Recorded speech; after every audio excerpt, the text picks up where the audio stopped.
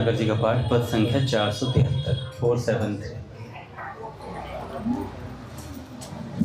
वे प्रियतम मेरे श्याम प्राण धन प्यारे,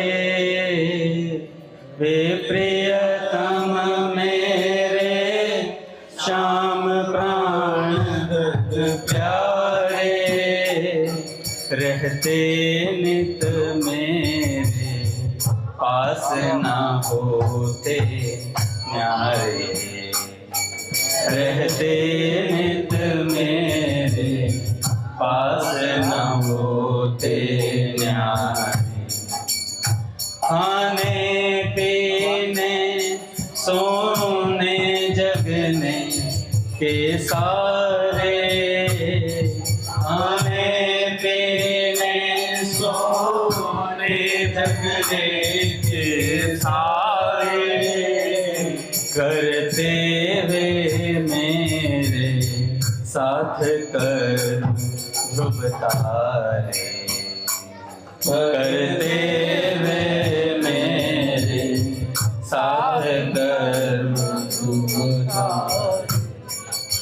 वे घुले मिले रहते हैं मुझसे प्रतिपल, वे घुले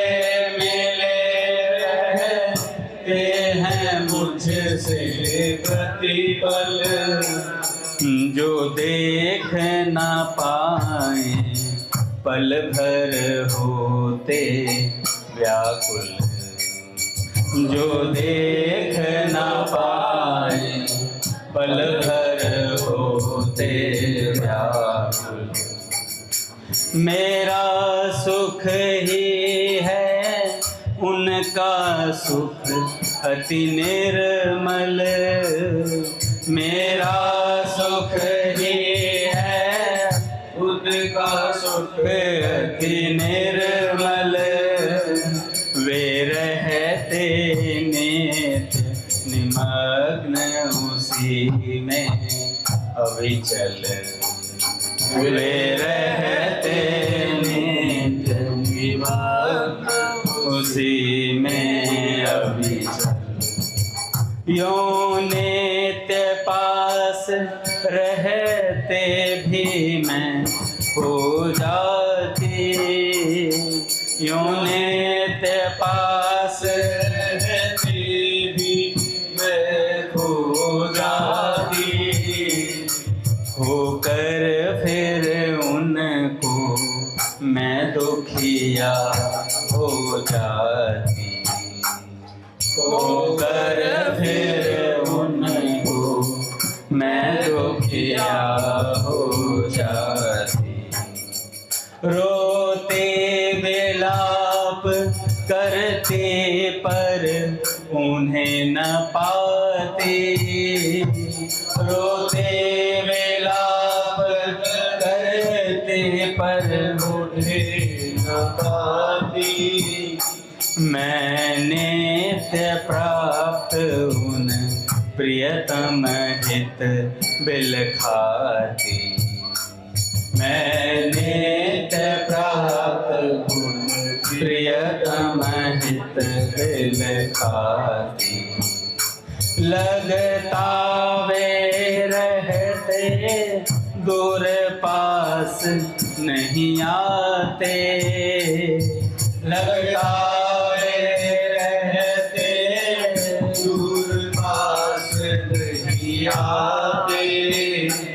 मुझे प्रेमहीन को क्यों वे पास बुलाते, मुझे प्रेमहीन को क्यों वे पास बुलाते। मैं रोती रहती नित्य नवे लख पाते, मैं रोती रहती नित्य नवे लख पाते, वे नहीं से खुद संयोग लगाते, वे नहीं से खुद संयोग लगाते, वे हंसते मुझको देख भूल में भारी, वे हंसते मुझको देख भूल में भारी, लख नित्य मिलन में अमिलन गति हारी, लख नित्य मिलन में अमिलन गति हारी।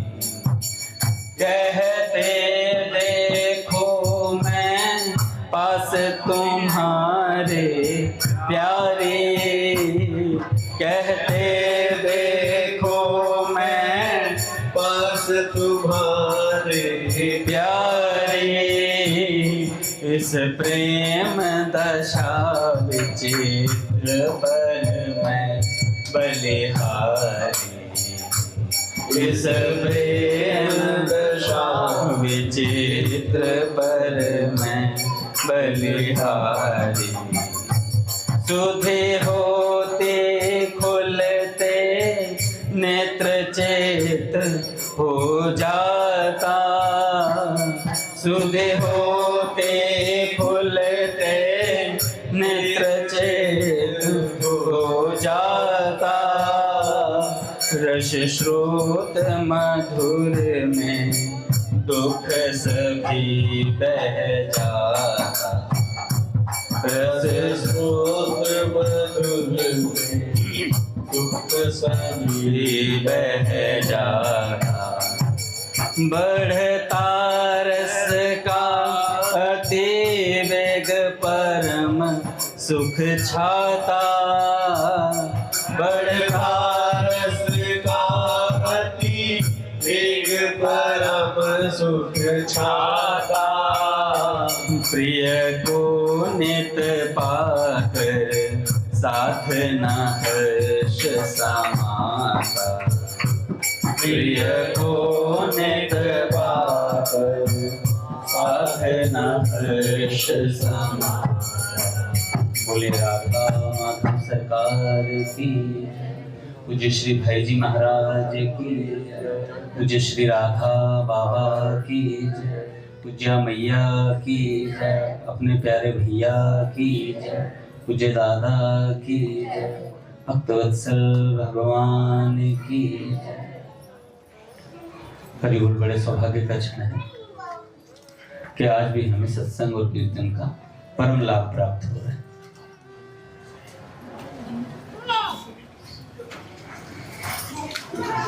पूज्य बाबू जी का इतना सुंदर पद, क्योंकि महापुरुषों की जो वाणी है, वैसे तो हम भगवान को याद नहीं कर पाते, लेकिन नित्य जब एक पद होता है तो ऐसा लगता है बाबू जी को स्पर्श कर लिया, पूज्य भाई जी को स्पर्श कर लिया। प्रिया प्रीतम सरकार नित्य मिलते हैं, नित्य मिल करके फिर चले जाते हैं। ये मिलन और बिछोह की लीला चलती रहती है। श्री हरिराम व्यास जी कहते हैं, विरह सुख में कौन सुख, विरह सुख में कौन सुख, क्योंकि ये सब लोग संयोग के उपासक हैं, सदा प्रियतम बने रहते हैं साथ में, तो विरह सहन नहीं होता। पूज्य मलुकपीठ सरकार कह रहे थे, संयोग में प्रियतम एक जगह दिखता है, वियोग में प्रियतम हर जगह दिखता है। सब संतों का अपना अपना रस है, सब लोग अपने अपने हिसाब से जिसको जैसी अनुभूति वैसा, पर है दोनों में सुख। जब ब्रजांगनाओं से भगवान दूर चले जाते हैं, उद्धव जी आते हैं, उद्धव जी कहते हैं कि वो परमात्मा हर जगह है, ये है वो है, कई बातें बोलते हैं। तो सब सखियां अपनी अपनी बातें बताती हैं, बता क्या रही होती हैं, सब अपने सपने की बातें श्री जी को बता रही होती हैं कि आज स्वप्न में ऐसा हुआ, प्रियतम श्याम सुंदर आए, ऐसी ऐसी बात हुई, ऐसी ऐसी लीला हुई। तो सब सखियों ने मिलकर एक दिन श्री जी से पूछा श्री जी आपको स्वप्न नहीं आता क्या? हमें तो श्याम सुंदर के बहुत स्वप्न आते हैं। तो श्री जी कहते हैं नींद आए तो स्वप्न आए, नींद ही नहीं आती भाई, नेत्र बंद होंगे, कोई नींद में जाएगा तो सपना आएगा, वो तो प्रत्यक्ष देखती रहती है। एक बड़ी सुंदर लीला अपने श्री इंद्रित जी महाराज सुनाए थे, थोड़ा सा भाव बता देता हूँ, फिर उसके बाद पूज्य बाबा के वाक्य बताऊंगा। एक दिन काका बड़ा सुंदर पद था, गाना तो अपने को आता नहीं, इतना कंठ मधुर है नहीं, लेकिन बात बड़ी अच्छी लगी। एक दिन ठाकुर जी यशोदा मैया से लड़ रहे थे, आपस में कुछ बात चल रही थी, दूध पीने के ऊपर या कुछ श्रृंगार के ऊपर, कुछ ऐसी बात चल रही, तो आपस में लड़ रहे थे। तो इतने में क्या हुआ, बाहर से आवाज आती है, कुंवर कान है क्या? बाहर से आवाज आती है, कुंवर कन्हैया है क्या? इतनी बात चल रही थी, लड़ाई भरसक मां से आपस में लड़ाई हो रही, पर जैसे ये स्वर सुना, कुंवर कान है क्या, इतनी बात सुनते ही ठाकुर जी लड़ाई छोड़ करके बीच में तुरंत जाते, हाँ है, क्यों नहीं है? तो मैया भी पीछे पीछे जाती, कहती कौन है? तो इतने में देखते हैं तो क्या, छैल छबीली राधा रानी आई हुई थी दरवाजे में, और जैसे ही उस लाली को देखती हैं तो यशोदा मैया कहती हैं कि भाई तुम कौन हो? तो ठाकुर जी कहते हैं ये विश्वानु बाबा की छोरी है। तुझे बड़ी इन्फॉर्मेशन है, तुझे बड़ी इन्फॉर्मेशन। लाली कहाँ की रहने वाली है? मैया बरसाने की, बीच में बोल देते हैं मैया बरसाने की। तू कब जाए? तुझे बड़ी पता है खबर, मैं इससे पूछ ली। मैया ने तू बड़ी खैर खबर ले रही, आई है, मेहमान है, घर पे बैठा। मैं तो इनको ना चिन्हत मत कर, मतलब इनके ऊपर मतलब बार बार इनकी खोज खबर मत ले, इन्होंने तेरे लाला के ऊपर उपकार किया। क्या उपकार कर दिया? फिर मैया कल मैं ना गाय चरावे गए, मैया मैं ना रस्तों भूल गया नंद भवन को। मैया देखा गौर से, तो रस्तों भूल गयो दारी के, तू रास्ता भूल गया। फिर क्या भाई, भैया मैं डोल तो घूम रो अनाथ की तरह, कोई नंद भवन को रास्तों बताया दे ऐसे। तो ये हमें मिली रास्ते में, इन्होंने कही हमें पता है, हम छोड़ देंगे, तो ये हमें घर तक पहुंचा के, ये हमें घर तक पहुंचा के, भैया इनको एहसान है हमारे ऊपर, तू इन्हें पूछताछ में लगाएगी। तो ये लीला बड़ी सुंदर लगी। मैंने कहा देखो भगवान भी खेल करते हैं, रोज मिलन होता है, रोज राम राम श्याम श्याम रोज सुबह होते हैं, राम राम जी उधर से करते हैं, कौन हो तुम? है बूझे तो शाम कौन है तू गोरी, तो रोज बोलते हैं कौन की बेटी हो तुम, रोज मिलन होता है। तो ऐसी लीलाएं नित्य प्रतिदिन चलती हैं, और इन्हीं लीलाओं का आस्वादन ये रसिक संत करते हैं। एक साधारण छोरा छोरी की लीलाएं तो है नहीं भैया, और सच बताऊं तो एक महात्मा कह रहे थे इन लीलाओं तक पहुंचने के लिए बहुत, ये पंचम पुरुषार्थ है, वो है भगवत प्रेम, जो ये लीलाएं होती हैं। हम लोग तो साधारण गृहस्थ आदमी, सुबह उठे नौकरी धंधे पे गए, उसके बाद 2-4 बार नारायण भगवान का राम कृष्ण हरि बोल ले, वही बतेरा है। ऐसा नहीं सोचना चाहिए, ऐसा अगर नहीं सोचना चाहिए।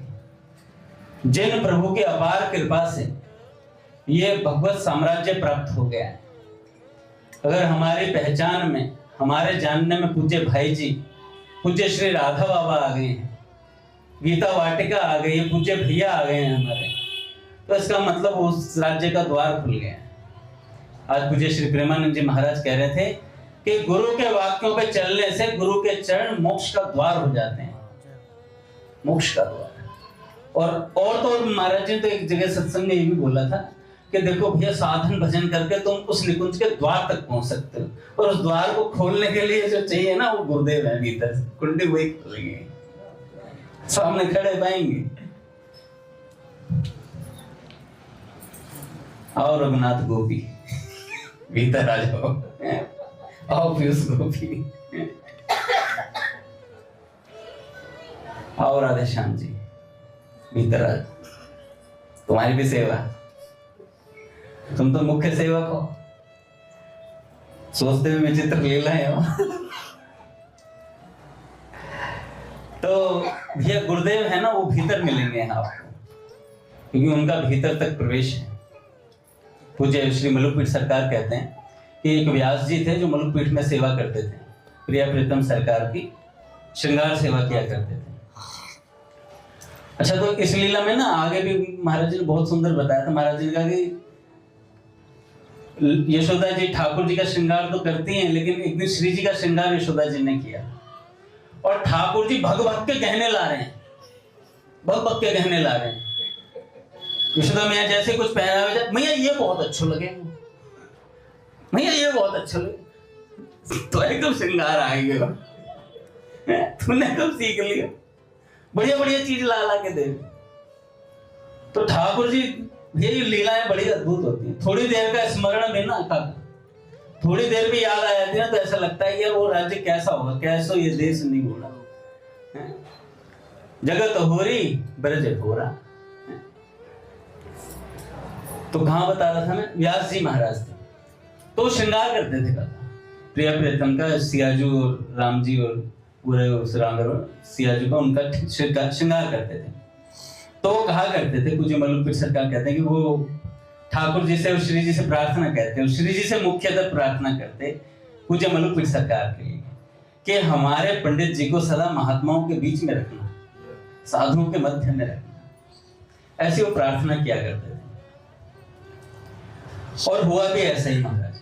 कुछ ही दिनों बाद महाराज जी का दीक्षा वो सब चीज हो गया था। तो महाराज जी पूज्य मलुकपीठ सरकार कह रहे थे, देखो महात्माओं की जो प्रार्थना है वो फलीभूत हुई और साधुओं के मध्य में ही है। कोई भजन नहीं होता, कुछ नहीं, भक्तों के मध्य में रहो, भक्तों के मध्य में रहो। एकांत सेवन हमारा है नहीं अभी, तुरंत के तुरंत वर्ल्ड कप निकल आएगा जियो स्टार पे, ठीक है, तुरंत वर्ल्ड कप आएगा, एकांत तो भजन होगा ही नहीं। 4-10 के बीच में बैठेंगे तो शर्म से रह गया, अरे यार अभी नहीं खोला फेसबुक, अभी तो हरे कृष्ण कृष्ण कृष्ण कृष्ण हरे हरे, आंखों में आंसू आ जाएंगे। अगर भक्तों के मध्य में रहोगे तो, एकांत में रहोगे तो साथ में माला चल रही होगी, साथ में बैटिंग चल रही होगी। तो व्यास जी महाराज ने प्रार्थना करी मलुकपीठ सरकार, हम साधुओं के मध्य नहीं है।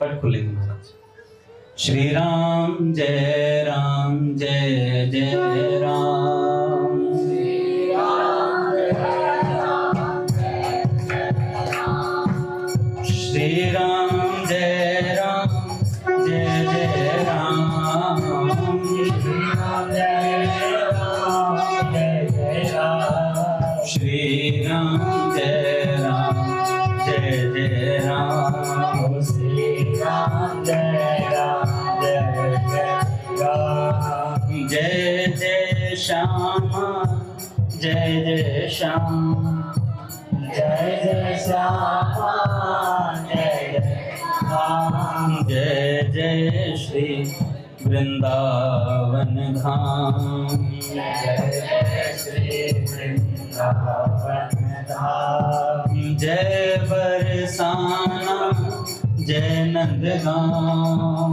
जय बरसाना जय नंदगांव, पावन राधे तेरो नाम, पावन राधे तेरो नाम।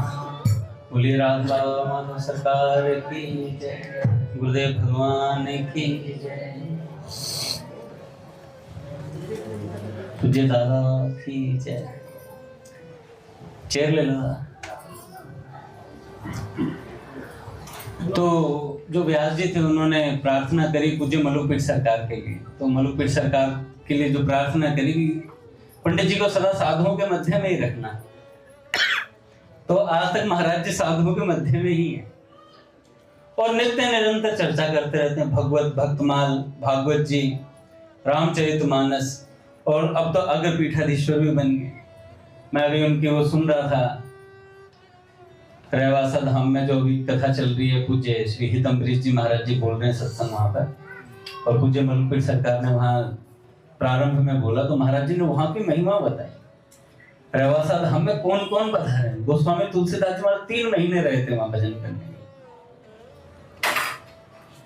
नाभा जी महाराज और कई संत महाराज, प्रियादास जी महाराज जिन्होंने टीका लिखी भक्तमाल की, वो भी वहीं रह करके पूर्णाहुति करी थी।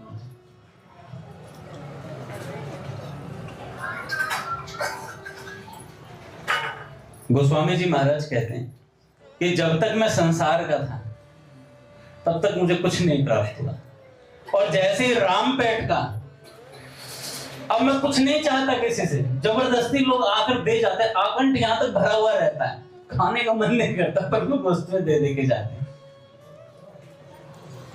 तो इसलिए भरोसा केवल राम का, भरोसा केवल राम का। पूज्य बाबा कहते हैं बिल्कुल निराश न होकर श्री भगवान की ओर बढ़ चलिए। सचमुच बढ़ने की इच्छा रखने वाले को प्रभु खींच लेते हैं। सचमुच भगवान की तरफ बढ़ने वाले को प्रभु खींच लेते हैं। जगत के किसी हेर फेर से चकित होने की आवश्यकता नहीं है। जो कुछ होता है भगवान का रचा हुआ होता है। आपके न चाहने पर भी वह होकर ही रहेगा। जो कुछ होता है वो भगवान का रचा हुआ होता है। उस दिन पिताजी बता रहे थे ना कि सारा कैसे कैसे कहां शास्त्रों को उदाहरण दे रहे थे, ये होकर ही रहेगा, तो होकर ही रहता है। पर एक बात विलक्षण है यहाँ पर, महापुरुष जब संकल्प कर लेते हैं किसी चीज को तो फिर भगवान भी थम जाते हैं। कई बार ऐसा देखा गया। एक बार गोस्वामी तुलसीदास जी से किसी स्त्री ने आशीर्वाद मांगा था, तो उन्होंने अखंड सौभाग्यवती कह रहे मैं तो अभी भी चिता फूक गया, अभी भी पति मरे हमारे। तो उन्होंने कहा बोल दिया, तो बोल दिया। तो ये महापुरुषों का भी बड़ा सामर्थ्य होता है। पूज्य बाबा के जीवन में आता, पूज्य भाई जी के जीवन में आता, दिलीप जी को जो 20 वर्ष की आयु अधिक दी थी, तो महापुरुषों का सामर्थ्य भी बहुत हो जाता है। क्योंकि भक्त, भक्ति, भगवंत, गुरु, चतुर, नाम वपुए, ये चारों एक ही हो जाते हैं। तो बाबा कहते हैं आपके ना चाहने पर भी वह होकर ही रहेगा, उसे कोई टाल नहीं सकता। इसलिए यहां से अपनी दृष्टि सर्वथा मोड़ लेनी चाहिए और अधिक से अधिक भगवान का चिंतन करना चाहिए। अन्यथा इस जगत को देखकर कभी तो हंसना पड़ेगा, कभी जगत को देखकर रो लोगे। दो ही बात होंगी। एक और बात है, जहां तक हो प्रपंच के काम में कम फंसिएगा। प्रपंची बहुत होता है। कुछ श्री प्रेमानंद जी महाराज आज कहते हैं, मैं सुन रहा था उनका, तो उन्होंने कहा कि सबसे बड़ा साधक का जो नुकसान है वो है व्यर्थ समय। जो वो समय व्यर्थ करता है, खाली समय जो होता है, कि साधक होकर वो खाली बैठा रहा, घंटों घंटों खाली बैठा है। कहे या तो मंत्र चलना चाहिए या प्रभु का चिंतन चलना चाहिए। खाली कैसे बैठा है? अणे खाली नहीं हो सकता बच्चा, अणे खाली नहीं रहना चाहिए। तो जो हो रहा है वह ठीक हो रहा है। भगवान का नाम यदि नहीं भूले तो सब ठीक हो जाएगा। यही सबसे मुख्य बात है। यूं समझकर सदा निश्चित रहना चाहिए। एक क्षण के लिए भी अपना लक्ष्य नहीं भूलना चाहिए। मुझे इस जीवन में भगवान के पास पहुंचना है। अगर इस बात को कभी ना भूलेंगे तो फिर अपने आप जीवन की सारी चेष्टाएं भगवान के लिए होने लगेंगी। देखो, नौकरी चाहिए होती है तो सारी चेष्टाएं नौकरी के लिए होती हैं। बंदा जहां जाएगा वहीं बात करेगा, क्या है क्या कोई जुगाड़? दादा ऐसे ही होता है। जिसे नौकरी की सख्त आवश्यकता हो तो क्या कहता है, वो सब जगह ये की चर्चा छेड़े रखता है कि भाई कहीं है क्या जुगाड़ जिससे फिट हो जाए, कहीं नौकरी मिल जाए। जिसे पैसे की आवश्यकता है वो हर जगह यार मिलेगा तो कुछ 10-5 हजार रुपए, ऐसे रहता है। जिसे बाइक की आवश्यकता है वो घर जाएगा ना, तुरंत जैसे पापा ऑफिस से आएंगे तुरंत पापा बाइक मिल सकती है क्या? बेटा ही नहीं समझते आप मुझे इसलिए तो बाइक आ नहीं रही है। इतने ताने मार देते हैं कि पिता भी सोचता है अब तो लानी पड़ेगी, बेटा सेकंड हैंड चल जाएगी। नहीं पापा, नई बाइक मुझे, बच्चे क्या कहेंगे मेरे दोस्त, पुरानी बाइक खरीद ले तेरे पापा। तो जिस चीज की हमें आवश्यकता होती है, पूज्य भाई जी कहते हैं, उस चीज की हम चिंता करते हैं, चिंतन करते हैं। तो ऐसे जब भगवान की आवश्यकता होगी तो हमारे भगवान का चिंतन होगा, भगवान की चिंता होगी, यार भगवान हमारे जीवन में कैसे बने रहे। फिर नाम नहीं भूल सकते, फिर कैसे नाम भूल जाएंगे, जिस चीज की आवश्यकता उसको भूलता ही नहीं आदमी। तो बाबा कहते हैं अपने आप सारी जीवन की चेष्टाएं भगवान के लिए होने लगेंगी। वस्तुतः यहाँ का कोई भी पदार्थ हमें इसलिए साथ में रखना चाहिए कि उसके सहयोग से भगवान के मार्ग में अधिक से अधिक हमारा सहयोग हो सके। जो पदार्थ हमें भगवान से हटाते हो वह सर्वथा त्याज्य है, चाहे वह कितना ही प्रिय क्यों ना हो। यह कोई पढ़ सुन लेने की बात नहीं है, भगवान की इच्छा वाले भक्तों ने इसका क्रियात्मक प्रयोग किया अपने जीवन में। भगवान की इच्छा रखने वाले भक्तों ने क्रियात्मक प्रयोग किया है कि जो चीज भगवान के मार्ग में बाधा देती है उसे त्याग देते हैं। पद था ना, जाके प्रिय न राम वैदेही तजिए ताहि कोटि वैरिसम यद्यपि परम स्नेही। तो ये कहना बहुत आसान है पर छूटना बहुत मुश्किल है। अभी तो हमारी छोटी छोटी आसक्तियां नहीं छूटती हमसे। मैं कई दिनों से सोच रहा हूं मैं अब 2 रोटी खाया करूंगा, जैसे 2 पूरी होती एक और लिया, तीसरी आती, तो रोटी की आसक्ति नहीं छूट रही है। बताओ होता है किस तरह से। कई दिनों से सोच रहा हूं मीठा नहीं खाऊंगा, हरिद्वार में हॉस्पिटल पहुंच गया था, है ना, और जैसे ही मीठा सामने आता है अरे कुछ नहीं होता, फिर चले जाएंगे हॉस्पिटल, काका ले जाएंगे, एक तो खा ही लूं। तो भी तो ये छोटी छोटी आसक्तियां नहीं छूट रही। फिर ये तो बहुत बड़ी बात है, जाके प्रिय न राम वैदेही तजिए ताहि कोटि वैरिसम यद्यपि परम स्नेही। मीरा जी ने कहा किसी और ने भी छोड़ा है, तो गोस्वामी जी कहते हैं बलि गुरु तजो और कंत ब्रज बनितन और विभीषण बंधु भरत मेहतारी। भरत ने माता को छोड़ दिया था भरत जी ने। तो देखो कितनों कितनों ने त्याग किया। शुक्राचार्य जी कमंडलू भी उस पर बैठ गए थे आके, ये संकल्प ना ले लें। भगवान ने कहा मैं बताता हूँ तिनका मारा घुमा। बलि ने भी कहा भाई भगवान मांगने आया द्वार पर, भगवान द्वार पर मांगने आए हैं तो कैसे। एक पंडित जी और आ रहे थे, जब वामन भगवान आ रहे थे इधर से, तो गंगा जी पार करनी थी दादा, तो एक पंडित जी और आ रहे थे। तो उन पंडित जी ने देखा अच्छा जब कहीं जाते हैं ऐसे प्रोग्राम में तो सबके मन में भाव रहता है कि दक्षिणा थोड़ी अच्छी मिलेगी वहां से, जो पंडित जी ब्राह्मण वगैरह थोड़ा लिफाफा अच्छा मिलेगा। तो कहा वो पंडित जी आए थे, उन्होंने वामन भगवान को देखा, तो जैसे ही देखा तो कह रहे यार ये तो बहुत सुंदर है, इनको तो सबसे ज्यादा दक्षिणा मिलेगी। अब वामन भगवान के चरण छोटे छोटे, तो उन्होंने सोचा कि मैं तो गंगा जी चला जाऊंगा, ये कैसे जाएंगे, तो बहुत छोटे कद के। तो वामन भगवान भी खड़े थे गंगा जी के किनारे, तो उन्होंने कहा भैया हमें गंगा जी पार करा दोगे। तो उन पंडित जी ने बोला कि पार तो करा दूंगा पर सेटलमेंट होके चलेगा। कह रहे क्या सेटलमेंट करना। तो उन्होंने कहा कि देखो जितनी तुम्हें दक्षिणा मिलेगी उसका आधा मुझे चाहिए। तो वामन भगवान ने कहा हाँ ले लेना भाई, क्या दिक्कत है, कोई दिक्कत नहीं।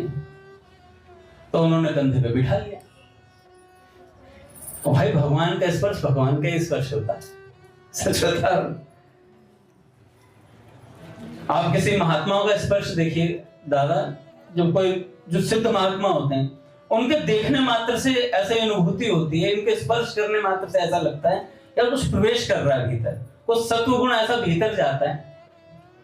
आप पूज्य गया प्रसाद जी महाराज जी कुटिया के बाहर जाकर बैठी, ऐसा लगेगा यार क्या वैराग्यपूर्ण रहने से श्री कृष्ण की प्राप्ति करिए, बाहर और सारी चीजें सामने आएंगी और एक अजीब सी वाइब्रेशन होती है महात्माओं की। अजीब सी कहने का मतलब बुरी नहीं, अजीब सी कहने का मतलब भगवान की तरफ खींचने वाली वाइब्रेशन होती है। पूज्य बाल कृष्णदास जी महाराज जी के यहाँ वेणु विनोद कुंज में जाइए, क्या नीरव वातावरण महाराज, एकदम शांत, एकदम सब कुछ। और जब शाम को कीर्तन होता है, क्या वहां अद्भुत कीर्तन होता है, पदावली, फिर हरे कृष्ण महामंत्र, क्या पद्धति है वहां कीर्तन करने की, अद्भुत रस बैठ जाता है। और बीच बीच में एक महात्मा बैठते हैं वहां पे वेणु विनोद कुंज में, दादा बिल्कुल पूज्य बाल कृष्णदास जी महाराज जी की तरह ठहाके लगाते हो, हाँ बार बार बीच बीच में ऐसे बोलते हैं, बहुत सुंदर लगते हैं। तो ये महात्मा लोग भैया विलक्षण वाइब्रेशन होती है। तो जैसे ही वामन भगवान उनके कंधे पे बैठे, उनके शरीर में करंट दौड़ गया, यार ये कुछ विलक्षण है। अच्छा, कंधे पे बैठे तो पांव यहाँ पे हाथ में, इधर भी हाथ में, तो धीरे धीरे पार करने लगे। तो जब पार करने लगे तो उन्होंने तलवे देखे, पंडित जी ने गंगा जी के जब मध्य में आ गए, तलवे देखे, तलवे पे देखा तो महाराज भगवान के जो चिन्ह होते हैं उनको देखा, और भाई वो देखते समझ गया भाई ये तो भगवान है। तो पकड़ के बैठे गए और बीच में रुक गए। तो वामन भगवान ने बोला भाई रुक क्यों गए, पार करवा दो। कह रहे थोड़ा चेंज है प्लान में, प्लान में चेंज है। बात ऐसी है कि मैं आपको पहचान गया हूं। कह रहे क्या पहचान गया? कह रहे प्रभु मैं आपको पहचान गया हूं, आप भगवान हो। कह रहे अरे यार गंगा जी पार। कह रहे नहीं नहीं प्रभु मैं पहचान गया हूं, मैंने चरणों को देख लिया। अब बात ऐसी है, मैं आपको गंगा जी पार कराऊंगा और आप मुझे भवसागर से पार करोगे। अब आप यहां पे अटकती है, इतना कहते हैं। और जब कोई भगवान को पहचान लेता है ना, तो भगवान फिर अपने स्टाइल में आ जाते हैं, ठीक है चिंता मत कर। तपन मिश्र जी थे महापुरुष जी के परिकर। महापुरुष जी जब बंगाल की यात्रा पे गए हुए थे, तो तपन मिश्र जी को स्वप्न में आदेश हुआ कि तुम्हारे यहाँ निमाय पंडित आने वाले हैं इधर की तरफ, और वो साक्षात नारायण ही हैं। तपन मिश्र जी दौड़े दौड़े गए महाराज, और जाकर के उस समय तो महापुरुष जी अपनी उस लीला में थे, उस समय मजाक बहुत किया करते थे, पर महाराज महापुरुष जी ने बंगाल की यात्रा में एक भी मजाक नहीं करा बीच में, क्योंकि सबने पहले कह दिया था कि अपनी चंचलता को बाहर मत दिखाना। तो महापुरुष जी बहुत शांत होकर चल रहे थे। तो जैसे तपन मिश्र जी आए, तो तपन मिश्र जी ने आगे चरण पकड़ लिया। तो महापुरुष जी ने बोला कि भाई क्या बात है, इतने उच्च कोटि के वैष्णव होकर के आप ऐसे चरण मत पकड़ो। तो उन्होंने कहा नहीं नहीं प्रभु मैं जानता हूं आप कौन हो। कह रहे क्या जानते हो तुम? कह रहे कल ही मुझे स्वप्न हुआ था कि आप साक्षात नारायण हो, आप साक्षात नारायण हो। इतने में भगवान ने कहा कि हाँ बोलो फिर क्या चाहते हो। क्या चाहते हो? तो भगवान अपने जब कोई पहचान लेता है तो फिर भगवान अपने उस मोड में आ जाते हैं। तो तत्काल तपन मिश्र जी ने कहा कि मैं अपने साधन से भगवान को प्राप्त नहीं कर सकता महाप्रभु, मुझे इस कलिकाल में कोई ऐसा साधन बताइए जिससे मेरा शीघ्र कल्याण हो जाए। तब महाप्रभु जी ने नाम महिमा पर उपदेश किया तपन मिश्र जी को। तब बताया कि हरे नाम हरे नाम एव केवलम कलो नास्ते नास्ते गति। नाम के अलावा कुछ है ही नहीं। ऐसी बात बोली तो तत्काल महाराज तपन मिश्र जी ने कहा महाप्रभु अब मैं आपके साथ ही रहूंगा, मैं नहीं जाऊंगा कहीं भी, आपके साथ ही रहूंगा। तो महाप्रभु जी ने कहा नहीं साथ नहीं रह सकते, अयोध्या जाओ, नहीं काशी चले जाओ, काशी जाओ, वहां रहकर भजन करो, मैं वापस आऊंगा ना दूसरे मोड में तो मिलूंगा तुमसे। फिर महापुरुष जी दोबारा मिले तपन मिश्र जी से।